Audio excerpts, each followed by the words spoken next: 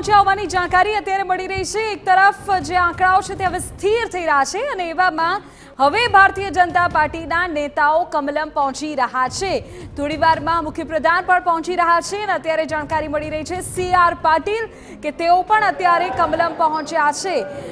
એક તરફ ચોક્કસપણે પોતાની જે બેઠક છે ત્યાંથી તો જીત મેળવી છે અને ચોક્કસપણે એ પ્રકારના દાવાઓ હતા અને એ બાબતે આશ્વાસ પણ હતું બીજેપી, પરંતુ ક્લીન સ્વીપ નથી થઈ શક્યું એ પણ એટલું જ સ્પષ્ટ દેખાઈ રહ્યું છે।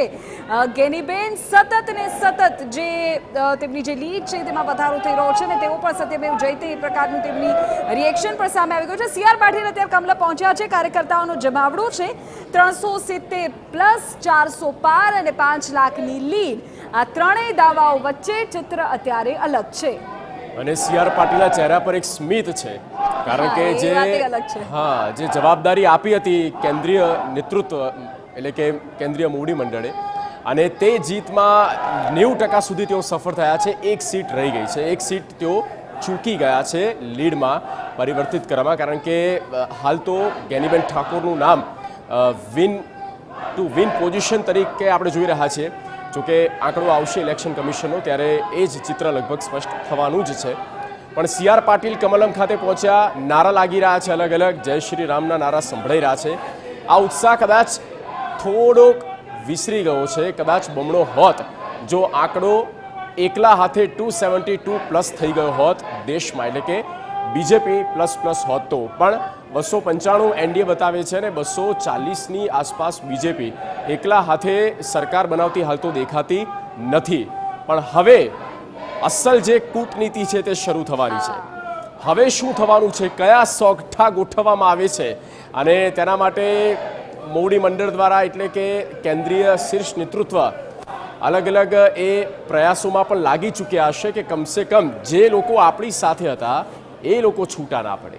નવા કોઈ આવે તો આવે, વેલકમ, પણ જે એમની સાથે રહીને ચૂંટણી લડ્યા છે અલાયન્સમાં એ કમસે કમ છૂટા ના પડે, તેમને એકજૂટ રાખવામાં આવે એ પ્રયત્ન અત્યારે જબરદસ્ત તમામ દિગ્ગજો દ્વારા, બીજેપીના દિગ્ગજો દ્વારા થઈ રહ્યા છે।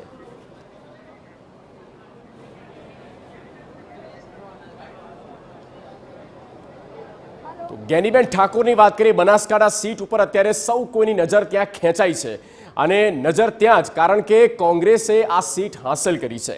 જે ત્રીજી વખત હેટ્રિક કરવાની વાત હતી, જે ટાર્ગેટ મૂકવામાં આવ્યો હતો તેની પર બ્રેક મારી છે ગેનીબેન ઠાકોરે। સતત ત્રીજી વખત ક્લીન સ્વીપનું ભાજપનું સપનું અધૂરું રહ્યું છે। તો આ સાથે બળવંતસિંહ ઠાકોર ફોન લાઈન પર, બળદેવજી ફોન લાઈન પર જોડાયેલા છે। બળદેવજીભાઈ, સ્વાગત છે આપનું TV9 પર। ગેનીબેન ઠાકોરનો પ્રચંડ વિજય થયો છે, આ સીટ વિશે પહેલા તો આપનું રિએક્શન, આપને કેવી લાગણી? સમગ્ર બનાસકાંઠાની પ્રજાને આ શ્રેય આપવો પડે। સમગ્ર બનાસકાંઠાની પ્રજાએ તમારી એક ગેનીબેન ઠાકોરને વિજયી કરી છે। સમગ્ર બનાસકાંઠાની અંદર એક જ વાત હતી, બનાસની બેન ગેનીબેન। આજે બનાસની બેન ગેનીબેનને બનાસકાંઠાની પ્રજા જ્યારે જીતાડે છે ત્યારે હું ખૂબ ખૂબ અભિનંદન આપું છું બનાસકાંઠાની પ્રજાને। આ ચૂંટણી એક વ્યક્તિ વિરોધમાં હતી। ભાજપ અને કોંગ્રેસ કરવા કરતાંય શંકરભાઈ વિરોધની આ ચૂંટણીમાં ગેનીબેનનો વિજય થયો છે અને બનાસકાંઠાની પ્રજાનો વિજય થયો છે, એમાં કોઈ શંકાને સ્થાન નથી। પ્રદેવજી, બનાસકાંઠામાં એક ચર્ચા ચાલતી હતી કે બેન વર્સિસ બેંકની આ લડાઈ છે, કયા મુદ્દાઓ કામ કરી ગયા, કઈ બાબતો ઉપર તમને એવું લાગે છે કે જેનાથી ગેનીબેનને આખરે સમગ્ર બનાસકાંઠામાં એક જ વ્યક્તિનું જે રાજ ચાલતું હતું એ રાજ ચાલતું હતું, એના કારણે તમામ સૌ લોકો વિરોધમાં ગયા છે। ઓકે, ઠીક છે બળદેવજી, આપની વાત રાખી। અમે આપને આ દ્રશ્યો અત્યારે ટીવી સ્ક્રીન પર બતાવી રહ્યા છે। આપ જુઓ, CM અત્યારે પહોંચી ચૂક્યા છે કમલમ, CR પાટીલ પહોંચ્યા અને મુખ્યપ્રધાન પણ અત્યારે પહોંચ્યા છે।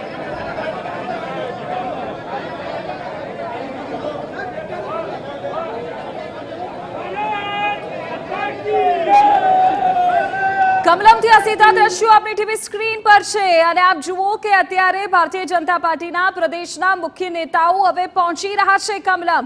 મુખ્યપ્રધાન પહોંચી ચૂક્યા છે, ભારતીય જનતા પાર્ટીના પ્રદેશ પ્રમુખને પણ વિક્ટરી સાઇન સાથે આપ જો સ્વાભાવિક છે કે એક બેઠક છે તેની પર હાર થઈ છે, પરંતુ બાકીની 25 જે બેઠકો છે જીત થઈ છે, તેના જે દ્રશ્યો છે તે આપ સીધા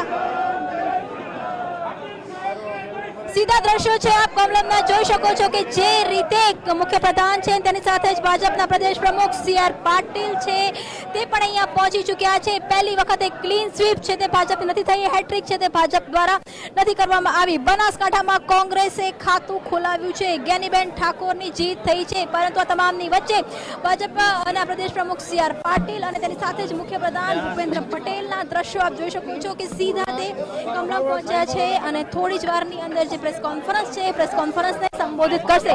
જે રીતે ગોરધન ઝડફિયા દ્વારા પણ વાત કરવામાં આવી કે ગોરધન ઝડફિયાએ જે રીતે કહ્યું કે પોતાની જે જીત છે કે હાર છે તમામનું જે મંથન છે તે કરવામાં આવશે. આખરે યુપીમાં ઘટેલી બેઠકની વાત હોય કે પછી બનાસકાંઠાની હાર હોય કે પછી એન્ટી ઇન્કમ્બન્સી હોય કે પછી બીજેપી વર્સિસ બીજેપીની લડાઈ હોય, આ તમામ મુદ્દાઓ પર મંથન કરવામાં આવશે. ત્યારે જોવાનું એ છે કે આજ પ્રદેશ પ્રમુખની અધ્યક્ષતામાં જ્યારે વિધાનસભાની ચૂંટણી લડાઈ હતી ત્યારે 156 જેટલી બેઠકો હતી તેની જીત થઈ હતી. હેટ્રિકની પૂરેપૂરા ચાન્સ હતા, તેની વચ્ચે સમગ્ર જે બાબત છે તેની અંદર હેટ્રિક અટકી ગઈ છે, સ્પીડ છે તે રોકાઈ ગઈ છે. ત્યારે આખરે બનાસકાંઠા ગુમાવવાનું જવાબદાર કોણ છે, ફેક્ટર શું છે, એ તમામ મુદ્દાઓ પર પણ અહીંયા ચર્ચા છે તે ચર્ચા કરવામાં આવશે. ટૂંક સમયની અંદર પ્રદેશ પ્રમુખ CR પાટીલ અને